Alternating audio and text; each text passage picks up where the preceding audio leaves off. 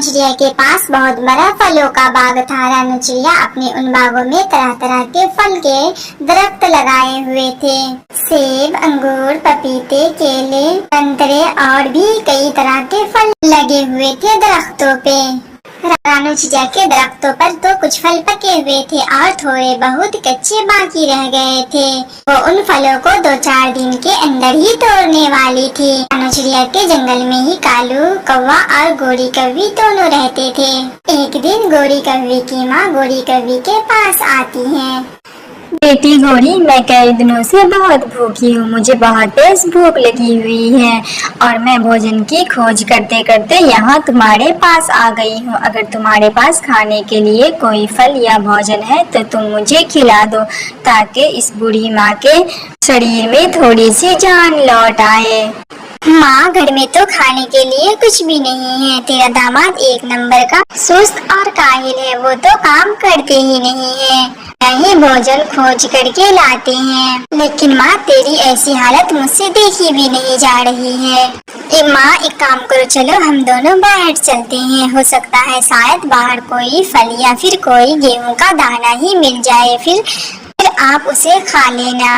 गोरी कौवी और उसकी माँ दोनों खेतों की तरफ चली जाती हैं, लेकिन उन्हें खेत में एक भी गेहूं का दाना नहीं मिलता है। वो दोनों बागों की तरफ आते हैं। गोरी कौवी और उसकी माँ दोनों रानू चिड़िया के फलों की बाग में पहुँच जाती हैं। मेरी बेटी, इस बाग में कितने फल लगे हुए हैं, सारे के सारे पके हुए भी है। यहाँ हमारे खाने के लिए बहुत सारे फल हैं, इसमें से हम जो चाहे वो खा सकते हैं। हाँ माँ, इस बाग में तो बहुत सारे फल लगे हुए हैं। सेब, आम, पपीते, केले सबके सब है और अंगूर भी है। अंगूर तो मुझे बहुत ज्यादा पसंद है माँ, मैं जा रही हूँ अंगूर खाने और तुम्हें इधर जो फल पसंद है तुम वो खाओ। गोरी कौवी अंगूर खाने लग जाती है और गोरी कौवी की माँ वो पीले पीले पके हुए आम खाने लगती है। कुछ ही देर के बाद रानू चिड़िया भी अपने फल की बाग में आ जाती है। रानू चिड़िया गोरी कौवी और उसकी माँ को फल खाते हुए देख लेती। बहन, ये क्या कर रही है आप मेरे बागों से फल तोड़कर खुद भी खा रही है और अपनी मम्मी को भी खिला रही है। और ये क्या, ऊपर से तुम सारे फल को तोड़ तोड़ कर फेंक भी रही हो। तुम्हें पता भी है इसमें हमने कितनी मेहनत की है। माँ जी, आपको तो समझ आनी चाहिए। आप खा भी रही हैं और हमारे इतने सारे फलों को तोड़कर फेंक भी दी हैं। वो फल सही से नहीं पके हुए थे, इसीलिए हमने उन्हें फेंक दिया है और जो पके हुए थे उन्हें मैं खा रही हूँ। गोरी कौवी और माँ जी, आप दोनों जल्दी हमारे बागों से बाहर हो जाएं। यहाँ से चली जाएं। ये ऐसे ही नहीं उग गए, उगाने के लिए हमने अपने बहुत पसीने बहाए हैं, तब जाकर के ये पेड़ों पर इतने सारे फल लगे हुए हैं। और जब ये फल तोड़ने का टाइम आया है तो देखिए, आप सब आकर के हमारे फलों को नुकसान पहुँचा रही हैं। जल्दी तुम दोनों बाहर चली जाओ, और नहीं तो हम जंगल के पक्षियों को बुलाकर तुम दोनों को अच्छे से मार खिलवा देंगे। दोनों ने हमारे सारे फलों को बर्बाद कर दिया है। नहीं नहीं, मैं तो अभी बिल्कुल भी नहीं जाऊंगी। अभी मेरा पेट नहीं भरा है। जब मैं पेट भर के खा लूंगी फिर मैं खुद ही यहाँ से चली जाऊंगी। जैसी तुम्हारी शक्ल है उसी तरह की तुम काम भी करती हो। शक्ल नहीं अच्छी है तो कम से कम काम भी तो अच्छा क्या करो। का भला नहीं कर सकती तो उसके बारे में उसका बुरा भी नहीं सोचो। उनके की हुई मेहनतों को इस तरह से बर्बाद ना करो। जल्दी से निकल जाओ, वरना मैं ये लाठियाँ उठाकर तुम्हारे सर फोड़ दूंगी। फिर गोरी कौवी और इसकी माँ दोनों वहाँ से चली जाती हैं। गोरी कौवी सारी बात कालू कौवा से बताती है। कालू जी, उस चिड़िया ने हमें बहुत बेइज्जती की है। हमें और हमारी माँ को काली कलूटी भी कहा है और उन्होंने हमें फल खाने से रोक भी दिया है। गोरी कौवी कालू कौवा को 2-4 बातें और बढ़ा करके रानू चिड़िया के बारे में कह देती है। कालू कौवा गुस्से से लाल पीले होकर रानू चिड़िया के पास जाता है। रानू बहन, मुझे पके पके आम 10 किलो दे दो। आज मेरे घर में ढेर सारे मेहमान आए हुए हैं। मेरे ससुराल के सभी लोग आए हैं। लोगों को आम बहुत ज्यादा पसंद है। आप मुझे 10 किलो आम दे दे। तभी वहाँ पे कालू कौवा भी आ जाता है। रानू चिड़िया, तुम्हारी इतनी मजाल हो गई है कि तुमने मेरी पत्नी गौरी और मेरी सासू माँ को इतनी बेइज्जती की है और उन्हें आम खाने से मना भी किया है। हाँ तो मैं मना क्यों ना करूँ, वो मेरा बाग है, उसमें मेहनत मैं करती हूँ और भला मैं दूसरों को आम क्यों खाने दूँ। तो उसे नरमी और प्यार से ही समझाया था, लेकिन वो दोनों उल्टा हमें ही 2-4 बातें सुनाकर चली गई हैं। हाँ कालू, रानू चिड़िया सही कह रही है, तुम्हारी पत्नी और तुम्हारी सास ने ही रानू चिड़िया को खट्टी मीठी बातें सुना कर गई हैं और ऊपर से तुम लड़ने के लिए आए हो, बहुत बेशर्म हो तुम। बुलबुल तुम तो चुप ही कर जाओ और कभी भी अकेले मेरे सामने से ना गुजरना, वरना अगर मुझे गुस्सा आ गया तो फिर तुम्हें दोबारा इस जंगल में रहना दुश्वार हो जाएगा। तुम्हारी इतनी हिम्मत, तुम कालू कौवा को बेशर्म कह रही। चलो चलो कालू कौवे निकल जाओ यहाँ से, तुम्हारी इतनी मजाल जो तुम यहाँ आकर मुझे धमकियाँ दे रहे हो। तुम अपना ही सोच लो कि तुम्हारे साथ क्या होने वाला है। जंगल के सभी पक्षी तुमसे बहुत ज्यादा परेशान हो चुके हैं, वो एक न एक दिन तुम दोनों का ठिकाना लगा ही देंगे। फिर कालू कौवा वहाँ से चला जाता है। कालू कौवा और गोरी कवि दोनों एक जगह बैठकर उस रानू चिड़िया के बागों को खाने की बातें करने लगता है। जी क्या हुआ, आप तो गए थे ना रानू चिड़िया के पास, उन्होंने क्या कहा है? चिड़िया बहुत गंदी और बहुत बुरी है, वो बहुत ज्यादा चू चू करने लगी है। हमने उनसे कहा तो वो उल्टा कर लूंगी। फिर रानू चिड़िया वो सारे फल लेकर अपने घर की तरफ चली जाती हैं। फिर कालू कौवा और गोरी कवि दोनों वो दवाइयाँ लेकर रानू चिड़िया के बागों में पहुँच जाते हैं और पेड़ की जड़ों में वो दवाइयाँ छिड़कने लगते हैं। कल सुबह जब रानू चिड़िया आएगी तो अपने सूखे हुए दरख्तों को देखकर वो खुद भी दरख्तों की तरह ही सूख जाएगी। हमारा काम हो गया खत्म और अब रानू चिड़िया के रोने का दिन हो गया शुरू। कालू कौवा अपने घर आ जाता है।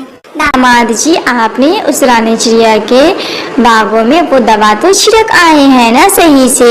हाँ माँ जी, आप चिंता न करें, हमने उनके सारे पेड़ों में दवाइयाँ छिड़क कर आ गए हैं। कल सुबह होते होते सारे के सारे दरख्त सूख जाएंगे। अब मजा आएगा कालू जी, उस चिड़िया अब खूब रोएगी। कल सुबह हम उस रानू चिड़िया के बाग के बगल वाले बागों में जाकर रहेंगे और उस रानू चिड़िया को रोते हुए देखकर हम सब खूब हंसेंगे और उनका खूब मजाक उड़ाएंगे। हाँ बेटी, मैं भी उस चिड़िया को रोते हुए देखना चाहती हूँ। उसने हमारी बहुत बेइज्जती की है, उसने हमारे बूढ़े होने का भी ख्याल नहीं रखा है। अगले दिन रानू चिड़िया अपने बागों में जाती है। उनके फलों के सारे दरख्त सूख चुके थे। रानू चिड़िया ये देखकर बहुत ज्यादा हैरान हो जाती है। ये क्या हो गया हमारे साथ? कल शाम में तो हमारे दरख्त फल के बहुत अच्छे थे, ये अचानक रात भर में हमारे दरख्त सारे के सारे सूख गए हैं। इस साल हर साल से अच्छा हमारे दरख्तों पे फल उगे थे। मैं सोची थी इस फलों को बेचकर हम अपनी बेटी की बहुत बड़ी स्कूलों में एडमिशन करवाऊंगी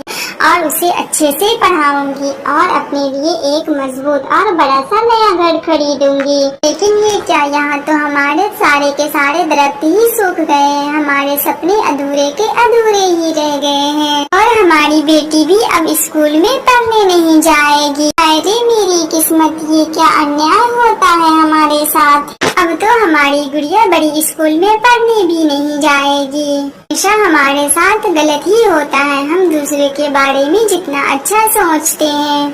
इधर एक दरख्त पर गोरी कवि और उसकी बूढ़ी माँ दोनों बैठकर रानू चिड़िया को इस तरह से रोते हुए देख रही थी और खूब कह लगाकर हंस रही थी।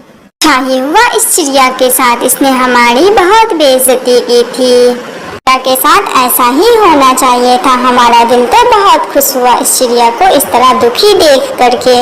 ये काम गोरी कवि और कालू कौवा के अलावा जंगल का कोई दूसरा पक्षी नहीं कर सकता है, क्योंकि गोरी कवि और कालू कौवा हमेशा हमारे बारे में बुरा ही सोचते हैं और हमेशा हमें नुकसान ही पहुंचाते रहते हैं। कुछ ही देर के बाद फिर कबूतर चिड़िया के पास अंगूर लेने के लिए जाता है। कबूतर भाई, आपको तो पता ही है हमारे सारे के सारे दरख्त सूख चुके हैं और सारे फल भी सूख कर नीचे गिर गए हैं। ये कोरी कौवी और कालू कौवे ने ही ऐसा किया है। हमारे दरख्तों पर कोई दवा छिड़की है जिससे ये दरख्त सूख गया, वरना कल तक तो ये दरख्त बहुत ही अच्छा हरा भरा और सारे फल लगे हुए थे। चिड़िया बहन, अब ज्यादा दुखी मत हो। तुम्हें दुखी देखकर मुझे भी बहुत ज्यादा टेंशन होने लगती है। हमारे पास एक ऐसी दवा है, डालने के बाद उन दरख्तों में धीरे धीरे पत्ते आने लगेंगे और फिर से वो फल देने लगेंगे। चिड़िया कबूतर की बात सुनकर बहुत ही ज्यादा खुश हो जाती है। फिर कबूतर वो दवाई की बोतल लाकर रानू चिड़िया को दे देता है। रानू चिड़िया अपने पूरे बागों में वो दवा छिड़क देती है। कबूतर भैया, ये दवा छिड़कने से हमारे दरख्तों में तो हरियाली आने लगेगी ना, और वो फिर से दोबारा मीठे फल देने लगेंगे ना। या तुम परेशान ना हो, ये दवा बहुत अच्छी है ना। 2-4 दिन बाद ही इन दरख्तों में फिर से पत्ते आना शुरू हो जाएंगे। इधर कालू कौवा, गोरी कौवी और उसकी माँ तीनों उस चिड़िया को रोते हुए देखकर अपने घर में आकर पार्टी मना रहे थे। देखा माँ जी और गोरी, तुमने भी हमने किस तरह से उस चिड़िया के सारे दरख्तों को यूं मिनटों में सुखा दिया और उनकी सारी की सारी मेहनत बर्बाद चली गई और सारे फल भी दरख्तों से नीचे गिर गए। तुम्हारा दामाद सही कह रहा है। तुम्हारे दामाद से जंगल के सभी पक्षी बहुत ज्यादा डरते हैं।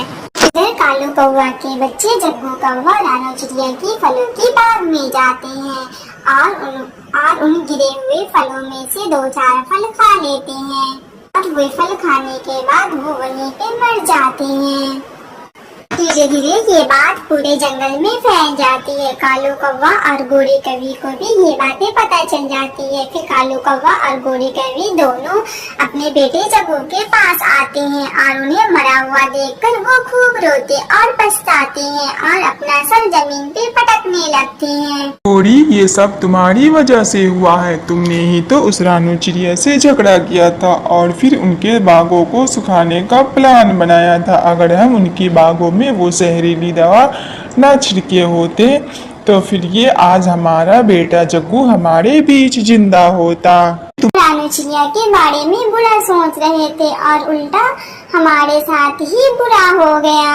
बच्चों, आपने भी कभी किसी का बुरा नहीं सोचना है और न ही किसी को बारे में बुरा ख्याल करना है। आपका